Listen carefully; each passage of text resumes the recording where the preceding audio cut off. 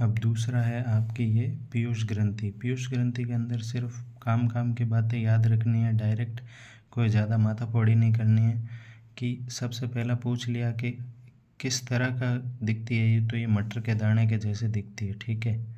और दूसरा, हाइपोथैलेमस से इस भाई का अपना डायरेक्ट कनेक्शन है, डायरेक्ट जान पहचान है, ठीक है। मतलब कहने का मतलब है कि पीयूष ग्रंथि का नियंत्रण आपने देखा ही है कि हाइपोथैलेमस करता है, तो उससे जान पहचान होनी ज़रूरी है। तो कैसे जान पहचान है, ये इनफंडिबुलम है ना, ये हाइपोथैलेमस से इसको जोड़ के रखता है, ठीक है।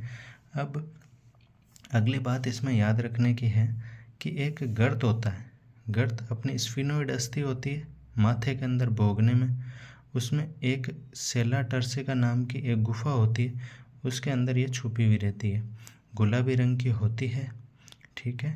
और एडिनो हाइपोफाइसिस और न्यूरो हाइपोफाइसिस दो, यानी अग्र पीयूष ग्रंथि और पश्च पीयूष ग्रंथि, दोनों में ये बटी हुई रहती है, यानी आगे वाली अग्र पीछे वाली पश्च, ठीक है। एडिनो जो है वो दो पार्ट में होती है, जो है ये पार्स डिस्टलिस है और ये पार्स इंटरमीडिया, ठीक है। वापस आप देख लो, मटर का दाना हाइपोथैलेमस से जुड़ी, इनफंडिबुलम गर्द है अपनी सेला टर्सिका, रंग है गुलाबी, adeno hypophysis, neuro hypophysis, parse distalis, parse intermedia, और पीछे जो है न्यूरो हाइपोफाइसिस उसको पार्स नर्वोसा, क्या है, पार्स नर्वोसा, नर जो है वो पीछे है और आगे जो है एडिनो, पीछे क्या है, नर और नर। अच्छा, इससे एक चीज़ याद रखनी है, बहुत कन्फ्यूज़न होता है कि ये करता क्या है। ऑक्सीटोसिन और वेसोप्रेसिन को अपन कह देते हैं कि ये स्रावित करता है, स्रावित नहीं करेगा, ये स्टोरेज करेगा। छोटी सी गलती ही हमें मतलब बहुत पीछे ले जाएगी, ठीक है। और फिर है ऑक्सीटोसिन और वेसोप्रेसिन, दो तरह के हार्मोन ये स्टोरेज करता है। तो ऑक्सीटोसिन का काम क्या है, चिकनी पेशियां जो होती है ना अपने मादा में गर्भाशय वाली, उनको डिलीवरी के समय संकुचित करने का काम करेगा, ठीक है। और जो दुग्ध ग्रंथियां होती है, तो जब बच्चे को फीडिंग की ज़रूरत होती है तो दुग्ध ग्रंथियों को भी ये संकुचित करेगा कि भाई जो है बच्चे को खाना चाहिए उस लिए, ठीक है।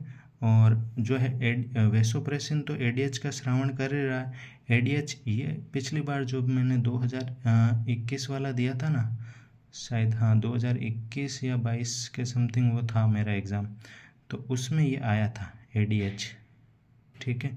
तो ये सिंपल से क्वेश्चन है। और फिर है पार्स डिस्टलिस, पार्स इंटरमीडिया।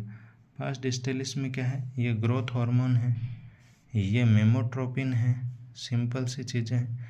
ये थायराइड स्टिमुलेटिंग, अपनी थायराइड गले वाली, एडिनोकोर्टिकोट्रोपिक हार्मोन, यानी कोर्टिको मतलब कोर्टेक्स, दो पार्ट होते हैं एड्रिनल में। ये देखो आपके मैं कुछ इस तरह से बना देता हूँ, ये है एड्रिनल और ये है अंदर तो है मेडुला, बाहर है कोर्टेक्स, ठीक है। और ये आपके हो गया एसीटीएच, यानी ये कोर्टेक्स वाले हार्मोन को नियंत्रण करेगा।